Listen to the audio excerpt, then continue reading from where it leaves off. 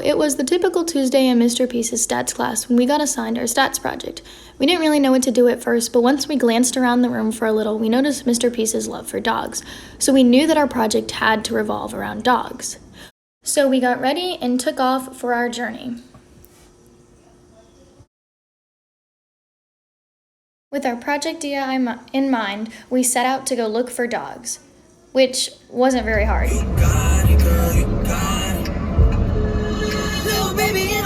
A dog!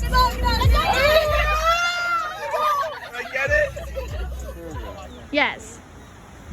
You're not teasing me, are you? No, I'm not, I swear. This is just for our stats project. We asked this guy to read off how we were going to conduct this project and what was going to happen.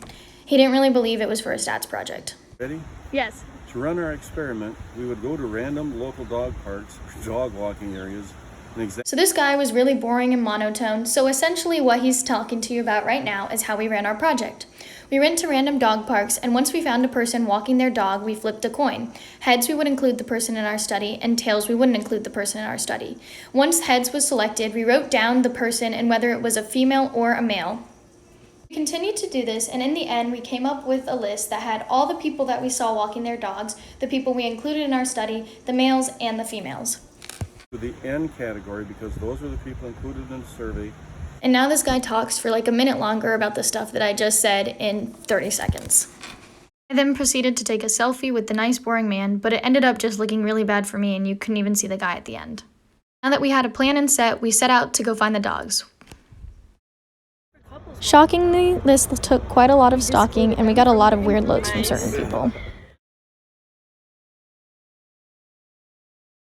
Hey, this is for our video, guys. Say hi. Oh, yeah, we have to do that. Ready? Oh,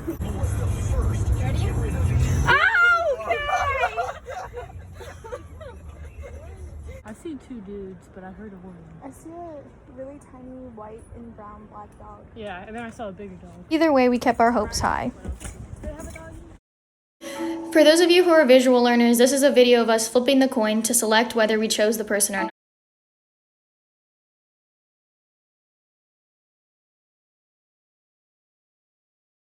After the coin flip, we set out to look for dogs. Who let the dogs out? Who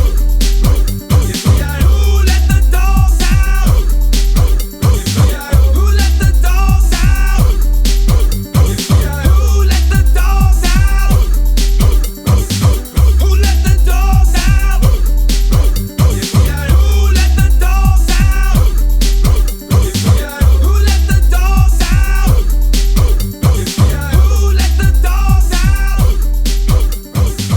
Who let the dogs out? Who let the dogs out?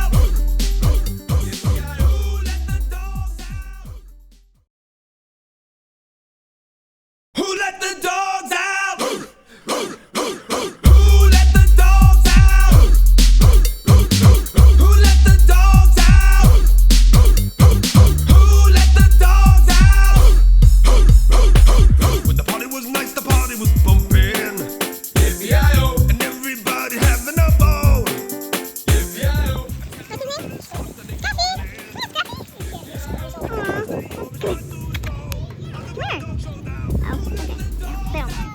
After a little bit of distraction and a few more shots of dogs, we were ready to conclude our data.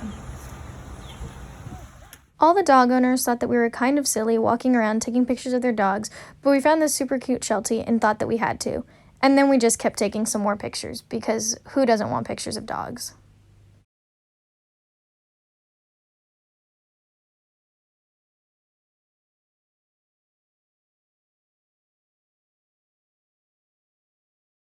Once we got all of our data gathered, we sat down to crunch the math. We managed to find another really boring person who talked for a really long time about something that was pretty self-explanatory and easy.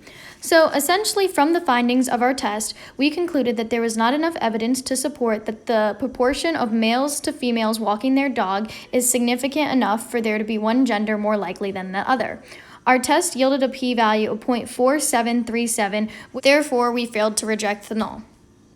This information may be useful to shelters looking to hire, as well as insurance and health companies.